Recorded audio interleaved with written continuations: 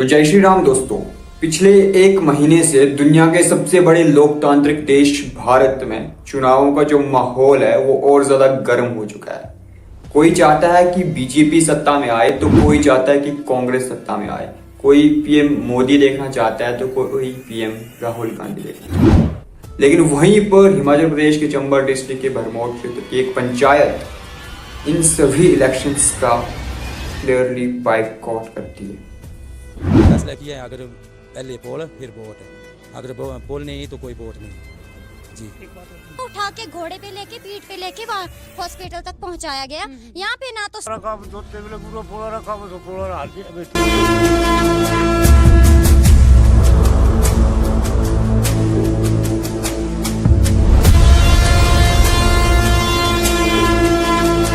आखिर ऐसी क्या बात होगी या ऐसी क्या नौबत आ गई कि ये पंचायत इन इलेक्शंस का बाइकआउट करने पर उतर आ गई।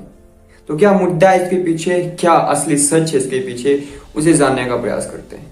तो दोस्तों, हिमाचल प्रदेश के चंबा जिले के भरमौर क्षेत्र जो कि एक तहसील है, वहाँ की एक पंचायत है बटग्रां। तो वहाँ का एक पनाली नाम का पुल है जो कि चंबा को भी जोड़ सकता था और भरमौर को भी जोड़ सकता था अगर वो बन जाता। और ये 3 सेक्टर्स को इफेक्ट करता है, हेल्थ, एजुकेशन और साथ में एम्प्लॉयमेंट को भी। एम्प्लॉयमेंट भी मिल सकती थी, हेल्थ भी अच्छी हो सकती थी। हेल्थ की कंडीशन दोस्तों ऐसी है आज कि उन्हें 1000 रुपए खर्च करके दूर जाना पड़ता है भरमौर या चंबा, ताकि उन्हें इलाज मिल सके, उन्हें मेडिसिन मिल सके। एजुकेशन की अगर बात करें तो दूसरे एरिया के स्कूल्स में जाना पड़ता है क्योंकि वहाँ स्टाफ की बहुत ज्यादा कमी है। और साथ में आप ब्रिज की हालत देखोगे तो ऐसा है, यानी ब्रिज से मैक्सिमम चीजें इनकी जुड़ी हुई हैं। और इस ब्रिज की एक डार्क साइड ये भी है दोस्तों कि पिछले कुछ सालों में 55 से ज्यादा लोगों की मौत इस ब्रिज की वजह से हो चुकी है। यानी अगर ये ब्रिज होता तो शायद ये मौतें नहीं होती। और एक इंसिडेंट तो ऐसा है कि जहां पर 11 लड़कों की मौत एक साथ हो जाती है, और वो भी एक ही गांव के लड़कों। सोचिए वो क्या मंजर होगा, वो क्या दृश्य होगा, जिन लोगों ने भी उसे देखा होगा। लेकिन फिर भी बड़ी अफसोस की बात है दोस्तों कि ये सारा मंजर, ये सारा दृश्य सरकार से अछूता रहा, उन्होंने नहीं देखा।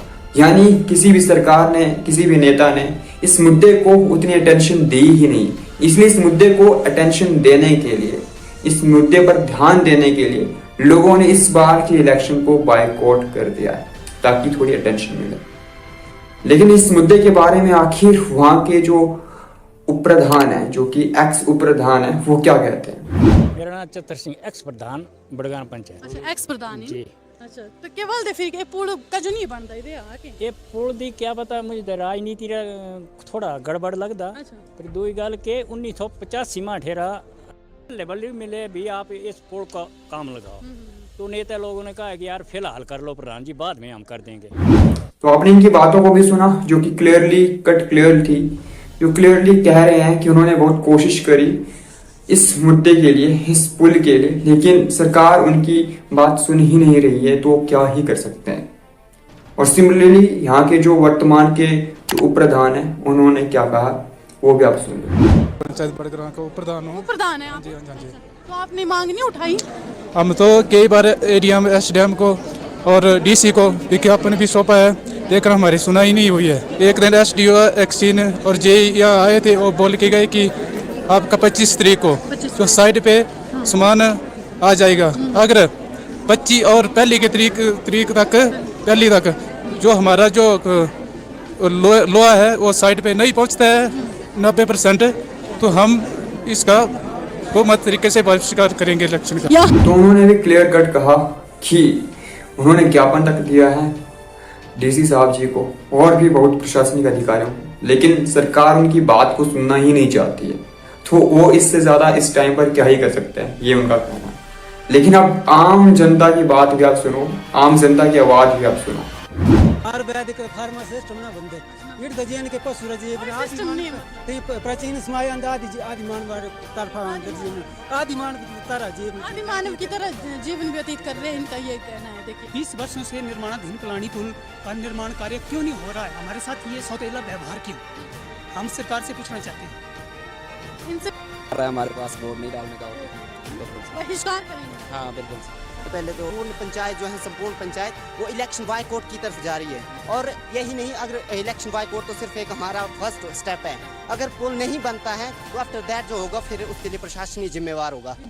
आम जनता यहाँ तक कह रही है कि वो खुद को इतिहास के आदि मानव से कंपेयर कर रहे हैं, यानी वो खुद को आदि मानव तक समझ रहे हैं। क्यों आखिर उनके साथ सरकार ऐसा सोतेला बिहेवियर कर रही है, यानी ऐसा सोतेला फील हो रहा है उनको इस सरकार में। लेकिन यहाँ पर आम जनता में एक लड़की की आवाज भी सुनिए, एक लड़की का दर्द भी सुनिए, वो क्या कहती है। यहाँ तो स्टाफ है, यहाँ पे सिर्फ एक प्रिंसिपल है और एक लेक्चरर है। हमें 10-11 किलोमीटर दूर जाना पड़ता है, हमारी भी दिक्कत समझो। और यहाँ पे कुछ भी नहीं है। हॉस्पिटल है यहाँ पे, अभी 2-3 लोग बीमार हुए थे, उनको उठा के घोड़े पे लेके पीठ पे लेके वहाँ हॉस्पिटल तक पहुँचाया गया। यहाँ पे ना तो स्टाफ है, ना तो वहाँ पे पुल बन रहा है, 20-30 साल हो गए। और वहाँ पे कितने लोगों ने जान गंवाई है। और ना तो पुल बन रहा है, ना यहाँ पे हॉस्पिटल है। नाम क्या है आपका? मेरा नाम सोनिया है और मैं अभी 10वीं कक्षा क्लियर की है मैंने, और अब मैं 11वीं कक्षा में हुई हूँ, तो मैं वहाँ मानदा पढ़ने के लिए जा रही हूँ। बड़ी शर्मी की बात है कि यहाँ पे स्टाफ ही नहीं है, कोई स्टाफ ही नहीं है यहाँ पे कि हमें पढ़ा सके। जैसे कि इन्होंने भी कहा, आपने इनका गुस्सा भी देखा, इनका दर्द भी देखा और इनका हौसला भी देखा। बिल्कुल सही कहा इन्होंने कि इनको पढ़ने के लिए दूर जाना पड़ता है, क्योंकि एक्चुअली वहाँ पर स्टाफ ही नहीं है। स्कूल तो है लेकिन स्टाफ ही नहीं है। क्या करोगे उन खाली बिल्डिंग्स का जहां पर स्टाफ ही नहीं है, जहां पर टीचर्स ही नहीं है। आखिर दोस्तों क्या कर रही है हमारी सरकार।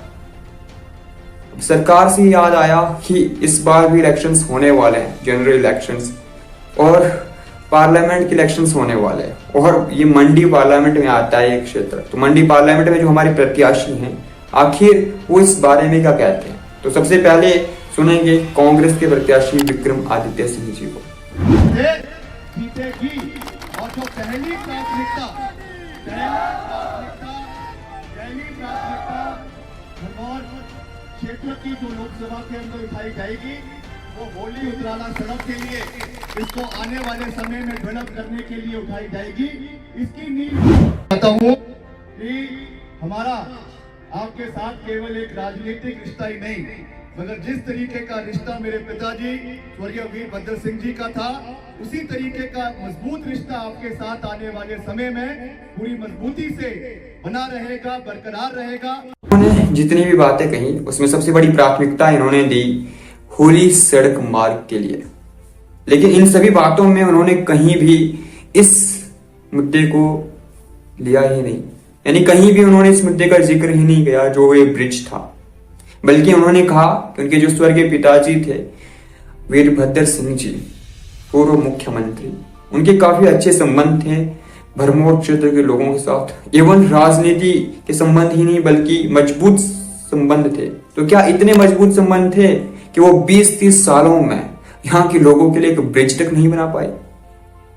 6 बार मुख्यमंत्री रहे, कई बार सांसद रहे, लेकिन वो ब्रिज नहीं बना पाए क्योंकि उनके बहुत अच्छे संबंध, बहुत गहरे संबंध थे यहाँ के लोगों के साथ। और वर्तमान में भी देखा जाए तो प्रतिभा सिंह जी जो इनकी माता श्री है वो यहाँ के सांसद है। तो क्या उनकी नजर में भी कभी ये मुद्दा आया ही नहीं, कभी ये ब्रिज का मुद्दा आया ही नहीं, क्योंकि उनके कई गहरे संबंध है इस क्षेत्र के लोगों के साथ। साहब करने और एक्चुअली में होने में बहुत फर्क है।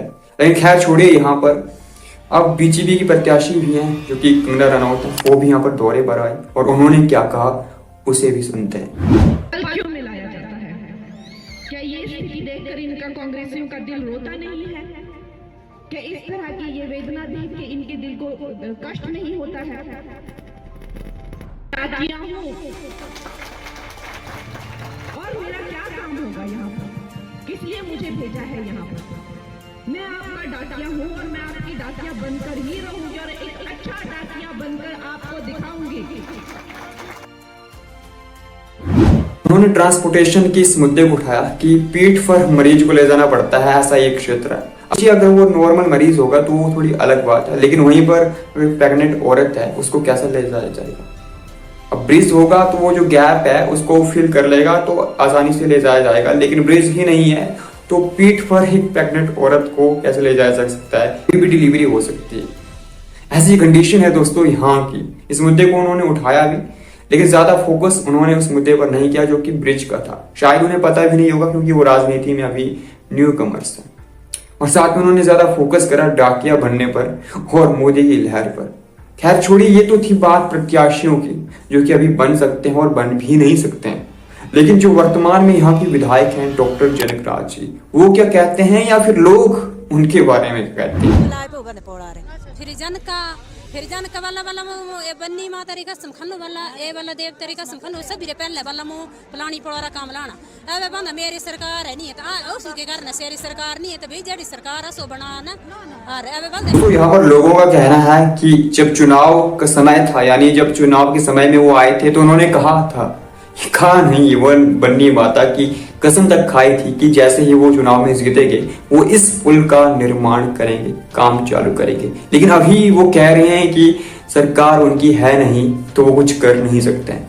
दोस्तों ये बात थोड़ी सत्य भी हो सकती है, क्योंकि जब उन्होंने मुद्दा उठाया था विधानसभा में पांगी को लेकर, 3 महीनों से अंधेरे में, बिजली नहीं है वहां पर पूरे क्षेत्र में, और परिवर्तन वाली सरकार मुझे लगता नहीं है कि हमारे जनजातीय क्षेत्र के लोगों के हितों की भी रक्षा करने वाली है। हाँ, 3 महीने से लाइट तक नहीं थी, 3 महीने से वो लोग अंधेरे में थे, एक अलग ही दुनिया में थे। उस बात का मुद्दा उन्होंने वहां पर उठाया बजट के सत्र में, तो वहां भी सरकार ने ज्यादा फोकस नहीं किया क्योंकि सरकार उनकी नहीं है, वो केवल विधायक है। लेकिन वो खुद से भी तो कुछ कर सकते थे यहाँ पर, ये भी तो पॉइंट है। लेकिन खैर छोड़िए, जो लास्ट में यही कहना चाहूंगा कि वहां के लोगों ने जो कुछ भी किया है वो क्लियरली बहुत सही किया है इन इलेक्शंस का बाइकआउट करके। लेकिन उन्हें यहाँ पर रुकना नहीं चाहिए, इस प्रोटेस्ट को और ज्यादा वास्ट लेवल पर लेकर जाना चाहिए ताकि सभी लोगों के सामने आए, पूरे इंडिया के सामने आए और यहाँ की सरकार को शर्मिंदगी भी महसूस हो कि वो केवल एक ब्रिज तक नहीं बना पाए। क्योंकि पूरे देश में इतने बड़े बड़े ब्रिज बने हैं, करोड़ों के ब्रिज बने, वो एक छोटा सा ब्रिज नहीं बना पाए, वो भी 20-30 सालों में। अगर इतिहास भी देखोगे ना आप, तो वहां पर 20-30 सालों में तो आज से कई सैकड़ों वर्ष पहले शाहजहां ने ताजमहल तक बना दिया था, और इनसे एक ब्रिज तक नहीं बनाया जाता है। वाह क्या सरकार है यार। सो खैर छोड़िए, that's it for today and this is Umesh Kumar, thank you so much.